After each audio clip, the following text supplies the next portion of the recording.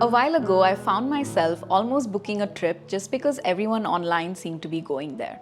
And then I thought, wait, is this really my dream trip or am I just following the crowd?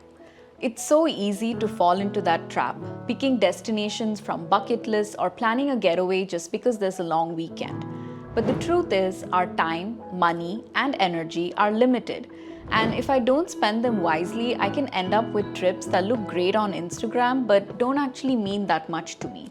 In today's video, I want to share a few questions I've asked myself to help me pick destinations that actually matter, trips that connect with who I am, what I love, and what will leave a mark on my life. Last summer, I had two tabs open on my browser at midnight. Tab A, Bali, a trending place everyone was talking about, and Tab B, London, because kid me wanted to watch a cricket match and visit the Harry Potter studios. Tab A looked cooler, but Tab B felt truer.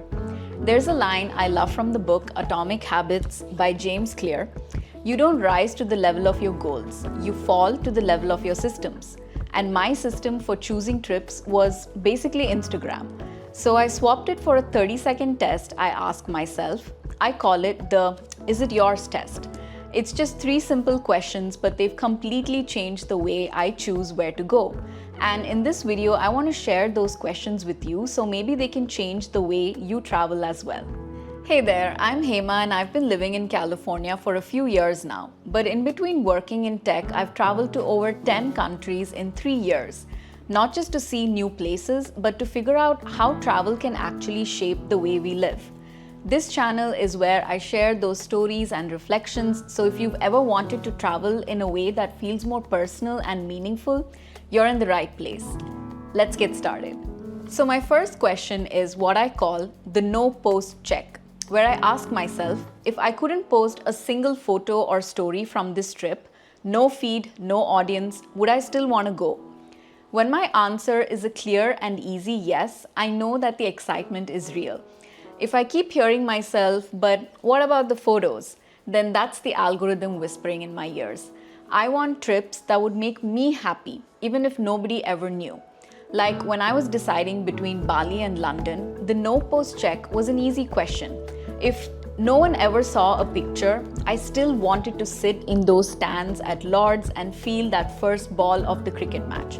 That tiny yes was all I needed to tell me that London was not just going to be any trip, it's going to be my trip. Sometimes the no post check shows up in small ways, like even if I find myself imagining sounds or feelings, like the hush of a museum room, the clink of teacups, the crowd settling down before a match, then these are all signs that it's a true yes. But if all I can imagine is taking big wide shots through my camera, then I know it's not coming from me.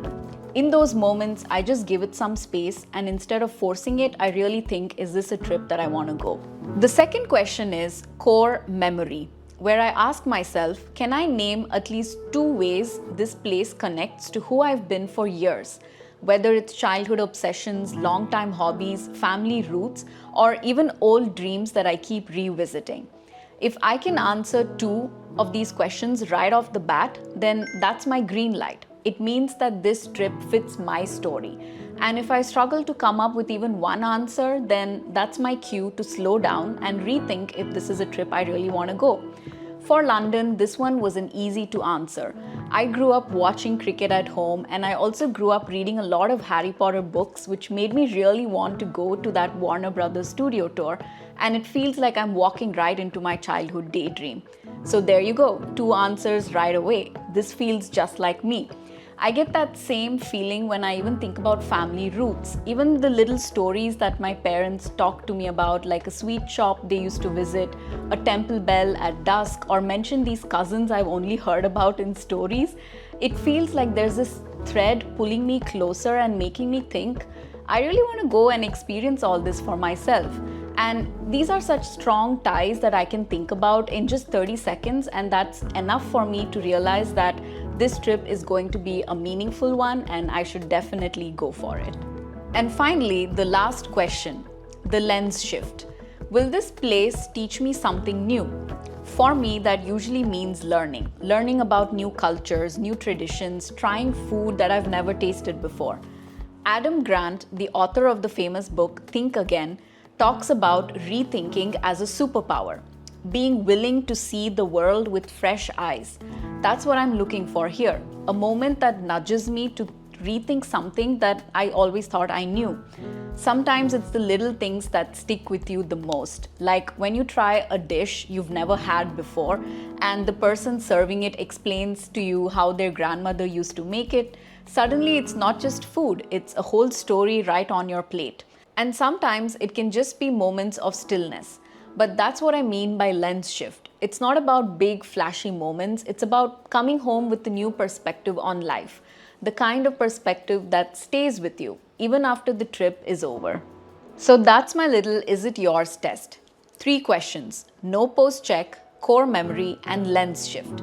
I don't treat it like homework. It's just a gentle way for me to notice if this trip is actually mine. What I've learned is that travel feels the best when it fits my life, not my feed. The photos are nice, but the feeling is the whole point. Those little moments you carry home forever. If you're planning a trip right now, I'd love to hear about it in the comments.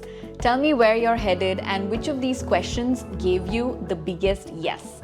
And if you've been wanting to travel but keep feeling stuck, I've linked one of my videos where I talk about the 3 main factors: time, money, and health, and why the best time to travel is now. Thanks for hanging out with me today. Wherever your next trip is, I hope it truly feels yours. Bye.